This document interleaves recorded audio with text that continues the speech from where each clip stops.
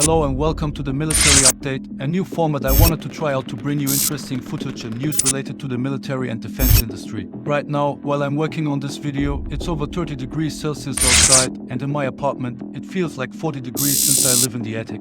For my American viewers, that's approximately 104 Fahrenheit, and I am currently sitting here in nothing but swim trunks. Therefore, I really hope you will support me with this video as well as with my Ukraine war updates. I mean, come on, this dedication and effort should be worth at least a like and a nice comment. Thank you. To further show my gratitude to you, I came up with the idea to give one of my loyal viewers watching the entire video the chance to claim a $50 Amazon gift card, for which I have hidden the code in this video. You just need to watch the video attentively, write down the code, and be the first to claim it. This little four-legged friend here is the Terminator, and it is not just equipped with cool-looking lasers. It is a flamethrower-equipped robot dog developed by Flame. This quadruped robot dog is the first of its kind, capable of shooting a stream of fire up to 30 feet. The robot weighs approximately 37 pounds and includes advanced features such as LiDAR mapping, first-person view navigation, and laser sighting for precise targeting. It has a built-in fuel tank and can operate for about an hour on a single battery charge. Designed primarily for commercial use, it is available for purchase by the general public and government agencies, with the cost set at $9,420. The robot's release has garnered significant attention, not only for its practical uses but also for the ethical and safety concerns it raises.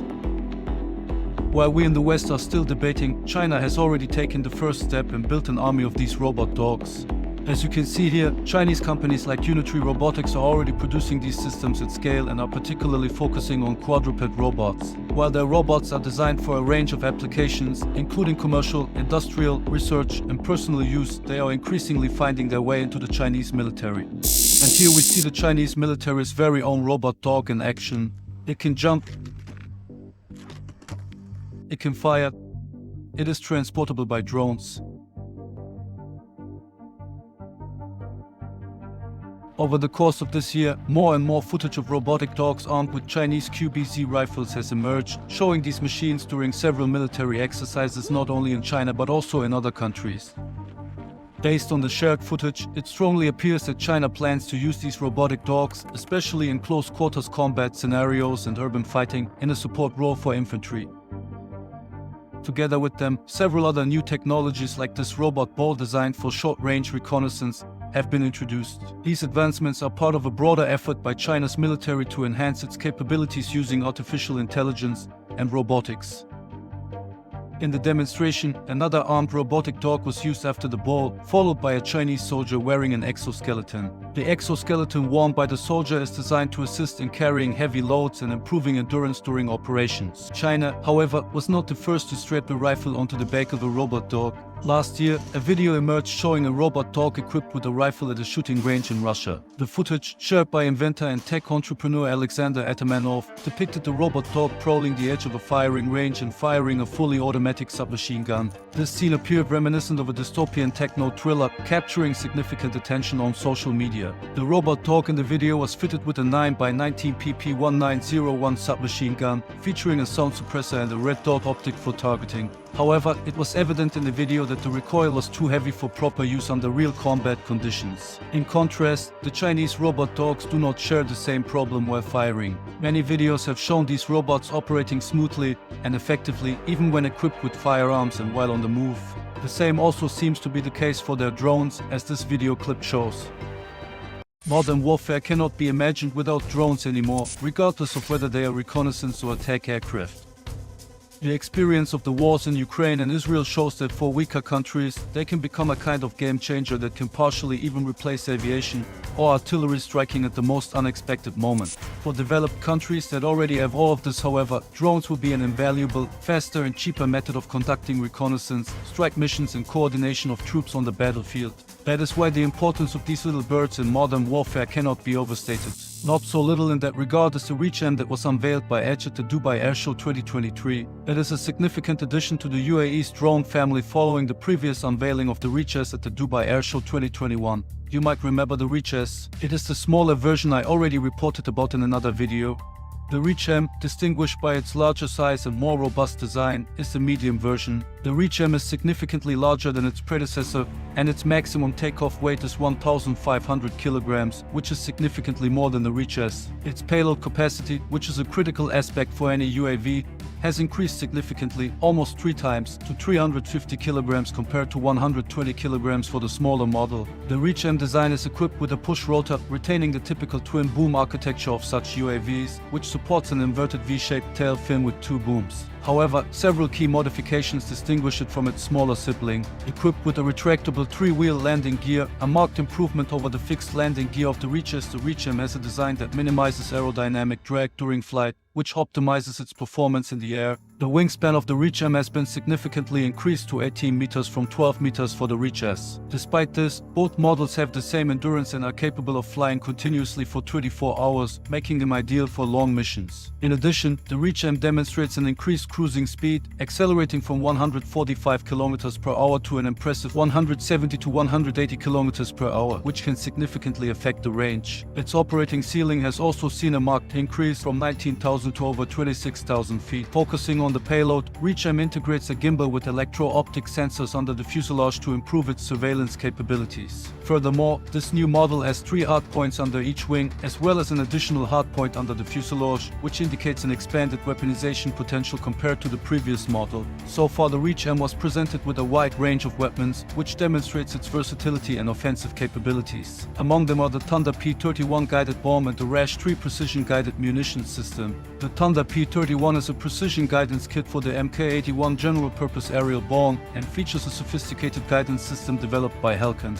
RASH-3 stands for Remote Area Strike High Precision Guided Munition System. Furthermore, the Reach-M can be armed with the Desert Sting 25, together with the Reach-S and the widely secretive GNIA project. The Reach-M is the 3rd addition to the UAE's growing arsenal of long-range unmanned combat aerial vehicles.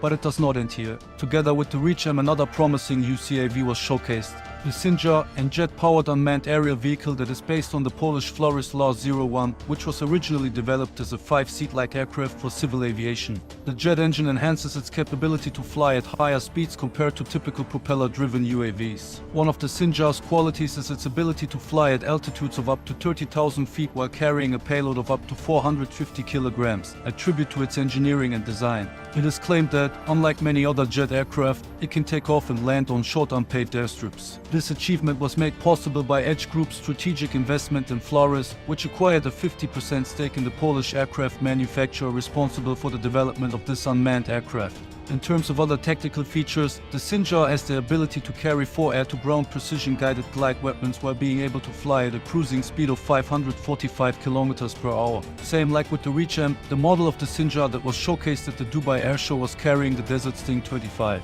From enhancing operational efficiency to minimizing risk for military personnel, UCAVs embody a fusion of advanced engineering, strategic autonomy, and tactical versatility. As we continue to witness their evolution, one thing is certain: UCAVs will keep playing a pivotal role in defining the future of combat and surveillance operations.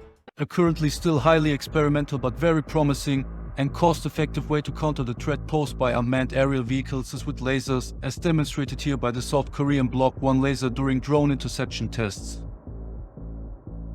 The system is designed to neutralize drones by targeting their circuit boards and other critical components, causing them to malfunction and crash. The system was successfully tested in 2022 to 2023 and again in 2024, proving its effectiveness. South Korea plans to deploy at least one Block I system by the end of this year, with additional units to follow in the coming years. The laser weapon is described as invisible and noiseless, requiring only an electrical power supply to operate, which makes it a stealthy and efficient countermeasure against drone incursions. Lasers likely also have a future in explosive ordnance disposal and perhaps even in demining operations if they can be made small and mobile enough to be attached to small and mid-sized UAVs without losing their power.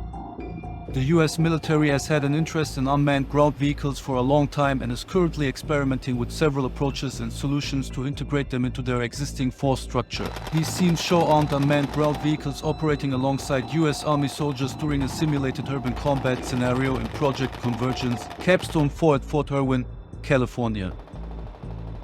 The system that you see here in action is a small multipurpose equipment transport that was utilized in the human-machine integration experiment to test its wide range of flexibility to operate in combat support, and combat service support operations. As you can see, the vehicle can be used as a platform for a base of fire, direct and attack by fire missions, as well as for transportation. Additionally, the SMET's modular design allows it to be adapted for various roles, including reconnaissance, surveillance, and logistics support, making it a versatile asset on the battlefield. Its ability to carry supplies, equipment, and even wounded soldiers enhances operational efficiency and safety for troops in the field. Overall, the exercise is a culmination of numerous preceding exercises, experimentations, and events. It provides a critical venue to identify and refine recommendations necessary to transform the Army and ensure future war-winning readiness. Participants included the US Army, Navy, Air Force, Marine Corps, and Space Force, along with militaries from partner and allied countries, including the United Kingdom, Australia, Canada, New Zealand, France, and Japan. The US Army did not only use wheeled robotic vehicles, but also robot dogs, which brings us back to the beginning of the video. The continued development and refinement of robot dogs indicate a promising future for their use in military operations. As technology advances, these robots are expected to become more capable, reliable, and versatile, playing crucial roles in reconnaissance, combat support, logistics, and humanitarian missions. By integrating robotic systems like these, militaries worldwide aim to enhance their operational capabilities while minimizing risks to human soldiers.